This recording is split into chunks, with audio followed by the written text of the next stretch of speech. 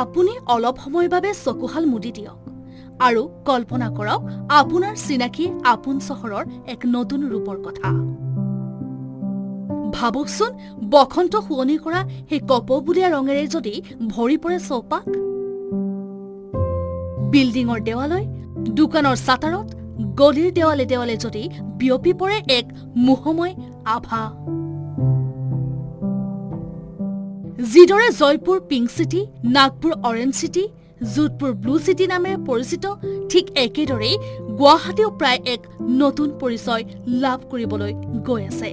Purple city হ'ব গুৱাহাটী মহানগৰী। এয়া কোনো ৰূপকথা নহয়, নহয় কোনো কল্পবিজ্ঞানৰ কাহিনী। গুৱাহাটী মহানগৰীক পাৰ্পল চিটি হিচাপে গঢ় দিয়াৰ এক অভিনৱ চিন্তা চৰ্চা আৰম্ভ কৰিছে গুৱাহাটী পৌৰ নিগমে। গুৱাহাটী মহানগৰীক পাৰ্পল চিটি কৰাৰ লক্ষ্য গুৱাহাটী পৌৰ নিগমৰ। গুৱাহাটী পৌৰ নিগমে স্বচ্ছতাৰ দিশত বিশেষ পদক্ষেপ গ্ৰহণ কৰি আয়োজন কৰিছে বিশেষ প্ৰতিযোগিতাৰ জৰিয়তে গুৱাহাটী মহানগৰীক পাৰ্পল চিটি গঢ়ি তোলাৰ লক্ষ্য লৈছে গুৱাহাটী পৌৰ নিগমে। হয়, আপুনি ঠিকেই শুনিছে, এই চিন্তা চৰ্চা চলাইছে গুৱাহাটী পৌৰ নিগমে। Pink city Jaipur, orange city Nagpur আৰু ব্লু চিটি যোধপুৰৰ দৰে গুৱাহাটী হ'ব পাৰ্পল চিটি। গুৱাহাটীৰ সকলো বিল্ডিঙৰ সন্মুখ ভাগত, গাৰ্ডৱালসমূহত, দোকানৰ চাটাৰত সকলোতে নাচনীৰ খোপা শুৱনি কৰা কপৌবুলীয়া বেঙুনীয়া ৰঙেৰে ৰঙীন কৰাৰ চিন্তা গুৱাহাটী পৌৰ নিগমৰ। যি কথা সংবাদমেল আয়োজন কৰি জনালে GMCৰ মেয়ৰ মৃগেন শৰণীয়াই। আমি কৈছোঁ যে আমাৰ উন্নয়ন সমিতিসমূহে তেওঁলোকৰ যিটো ঠাই দেখুৱাব বা আমি যেতিয়া আমাৰ মানুহখিনি চাব যাব, তেওঁলোকে গোটেইখিনিতে ৱাল হওক বা যেনেকৈ দেখা গোটেইখিনি মানুহৰ ঘৰটো আমি এতিয়ালৈ কোৱা নাই। উন্নয়ন সমিতি যে ভাবে যে আমাৰ এই বাইলেণ্ডৰ গোটেইখিনি ঘৰে আমি সেই কালাৰে কৰিম, সেইটো হ'ব পাৰে।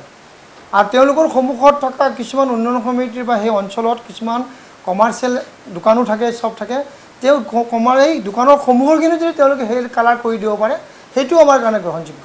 এইটো কোনো ধৰণৰ অসুবিধা নাই। যোনে কোনোবাই ঘৰৰ ৰঙো কৰিব পাৰে। এইটো ৰাইজৰ ওপৰত এৰিছোঁ যে ৰাইজে কেনেধৰণৰ সুন্দৰকৈ গুৱাহাটীখন সজাই তোলে, সেইটো ৰাইজৰ আমি আহ্বান জনাইছোঁ। ৰাইজে আমাক সঁহাৰি দিব বুলি আমি আশা কৰিছোঁ। গুৱাহাটীৰ স্বচ্ছতাৰ ওপৰত অধিক গুৰুত্ব প্ৰদান কৰাৰ লক্ষ্যৰে গুৱাহাটী পৌৰ নিগমে আয়োজন কৰিছে বিশেষ প্ৰতিযোগিতাৰ।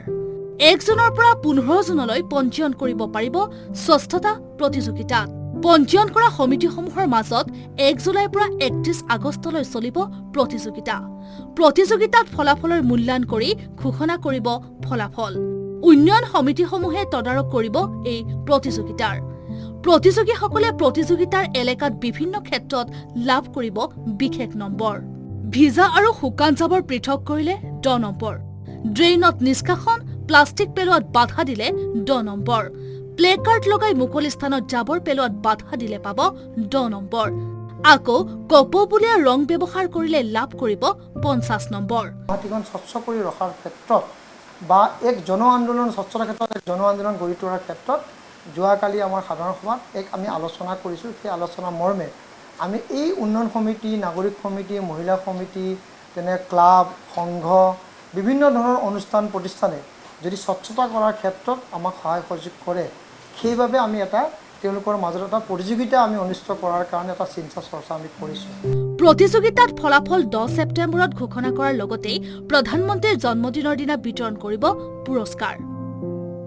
যিহেতু এই প্ৰতিযোগিতাৰ ফলাফলত থাকিব আকৰ্ষণীয় পুৰস্কাৰ।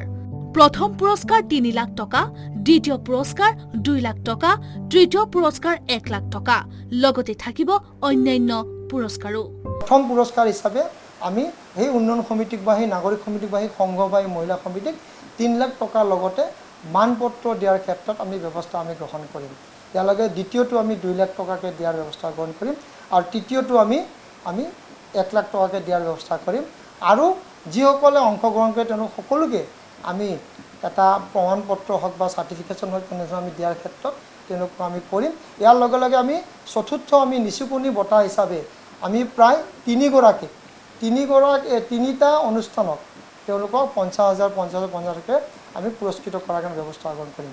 উত্তৰ পূৰ্বাঞ্চলৰ দুৱাৰমুখ গুৱাহাটী মহানগৰী হ'ব পাৰ্পল চিটি। GMCৰ পদক্ষেপক শলাগিছে নৱপ্ৰজন্মই। গুৱাহাটীখনে এটা নতুন ৰূপ ল'ব, যিহেতু আমি জানো যে পৰিষ্কাৰ পৰিচ্ছন্নতা বহুত এটা ডাঙৰ পদক্ষেপ হয় চহৰ এখনৰ কাৰণে। ৰাইজ জনতা আমি চবে এটা ভাল স্বাস্থ্যকৰ চিটিত থাকিব লাগে, একদম ক্লিন এণ্ড অল দেট। চ' চৰকাৰে যদি এইটো পদক্ষেপ লয় দেন ভাল হ'ব নিশ্চয়। একচুৱেলি এইটো ভাল এটা ইনিচিয়েটিভ হয়, যিহেতু অফক'ৰ্ছ গুৱাহাটীখন মানে সিহঁতে ক্লিন কৰা যিটো এটা মানে ইনিচিয়েটিভ লৈছে, আৰু পাৰ্পল চিটি বুলি যিহেতু কোৱা হৈছে, তো এনেইতো গুৱাহাটীখন এনেও অলৰেডি ধুনীয়া, তো যদি এইটো কৰি দিয়ে আৰু বেছি ভাল লগা হ'ব। পাৰ্পল হৈ গ'লে ভালেই হ'ব, কাৰণ ব্ৰিজ এইবোৰ বা আচলতে এইটো কৰিব নালাগে যেন গছ বন কাটি তেনেকুৱা একো কৰিব নালাগে, বাট এনে নৰ্মেলখিনি ভালেই আৰু। পাৰ্পল চিটিৰ গঢ়াৰ বাবে এয়া গুৱাহাটী পৌৰ নিগমৰ আহ্বানহে। যদি ৰাইজে কয় পৰৱৰ্তী সময়ত নিৰ্দেশনা হ'ব।